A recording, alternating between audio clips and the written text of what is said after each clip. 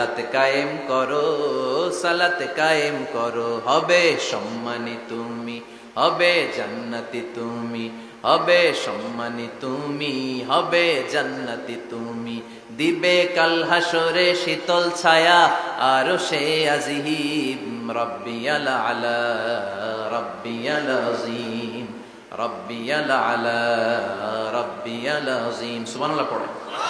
নামাজের সময় হওয়া মাত্র দেরি নাই, তাজহিজুল মাইয়িত, মারা গেলে লাশ রেখে দেয়া যায় না, তাড়াতাড়ি দাফন করে দাও। নামাজের সময় হলে নামাজ পড়ো, দেরি করো না।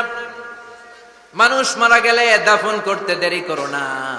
বান্দা যদি পাপ করে ফেলে তওবা করতে দেরি করো। এজন্য পাপ করার সাথে সাথে তওবা করার দরকার আছে না নাই?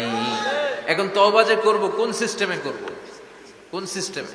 ভুল হওয়া মাত্রই আপনি অনুতপ্ত হয়ে চোখের পানি ছেড়ে আল্লাহর কাছে মাফ চান, আল্লাহর কাছে ক্ষমা চান, এটার নামই তওবা। আমাদের দেশে হুজুরাই না তওবা পড়ায়, আছে না নাই? আনন্দপুরে এগুলা নাই, আছে না? কয় ইমাম সাহেবরে নিয়ে আয়, খতিব সাহেবরে নিয়ে আয়, হাফেজ সাহেব হুজুরের নিয়ে আয়, তওবা পড়া না। তওবা পড়ানো লাগে না, আপনার নিজের তওবা আপনি নিজেই পড়বেন। আপনি অনুতপ্ত হয়ে চোখের পানি ছেড়ে আপনার আল্লাহরে ডাক দেন, ডাক দেয়া মাত্র তিনি সাড়া দিবে। চিল্লায় বলেন ঠিক কি না?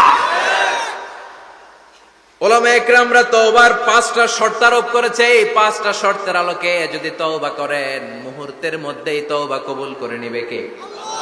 1 নাম্বার শর্ত হচ্ছে আল ইকরা, acknowledgement. You have to acknowledge